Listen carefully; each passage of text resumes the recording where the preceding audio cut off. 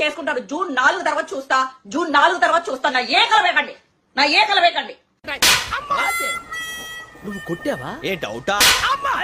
Confirm. ఏ విధమైన తప్పుడుగా రాదు అని చెప్పేసి నేను మీకు హామీ ఇస్తున్నాను. నమ్మొచ్చా? నా మీద నాకే నమ్మకం లేదు సార్, మీరైనా నమ్మండి సార్. ఈ యుద్ధాన్ని కార్యకర్తలకి మీకు కాకుండా లీడర్స్ కి మధ్యలో జరగాలని నేను ఒక సలహా ఇస్తూ,